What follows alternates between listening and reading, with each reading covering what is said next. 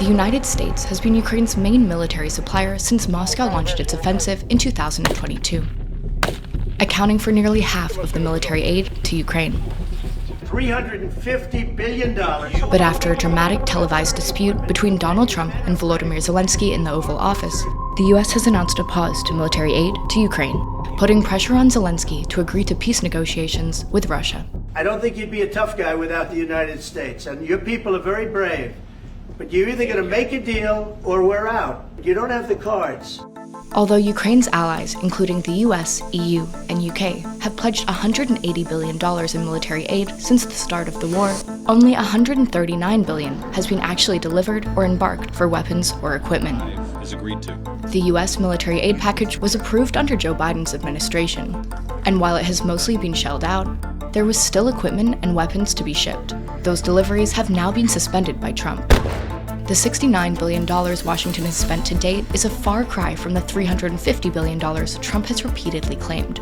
Well, I just think you should be more appreciative because this country has stuck with them through thick and thin. We've given them much more than Europe, and Europe should have given more than us because, as you know, that's right there, that's the border. Trump's rapprochement with Moscow and decision to halt military assistance to Kyiv has stunned allies. Hours after the US announced the pause, EU chief Ursula von der Leyen presented a plan to mobilize some $834 billion for Europe's defense and to provide military support for Ukraine. This will help member states to pool demand and to buy together.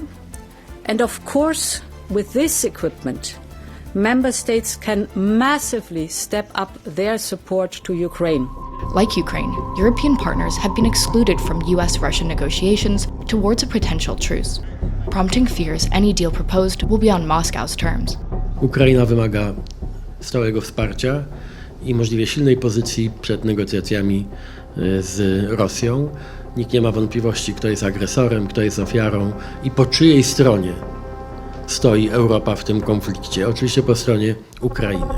The freezing of US military aid to Ukraine leaves dangerous weak spots in its defense against Russia's invasion.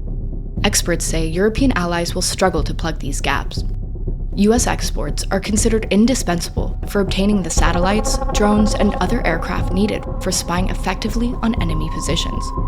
Якщо це, скажімо, буде повне припинення, не призупинка, як заявлено, і то неофіційне поки що, а повне припинення, особливо це стосується надання супутникових даних і розвідувальної інформації, оце було б тоді небезпечно.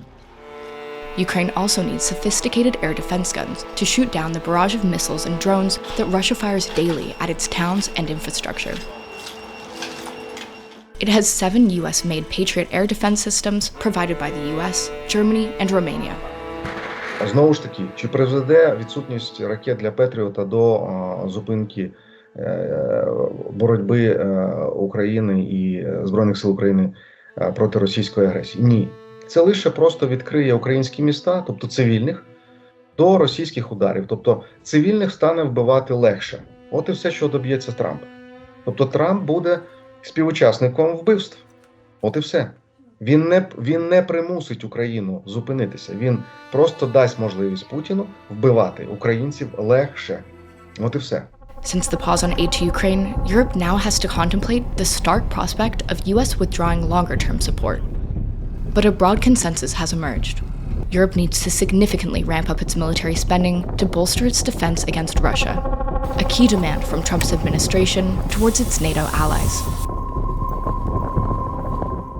Don't miss out. Log on to oneindia.com for more updates.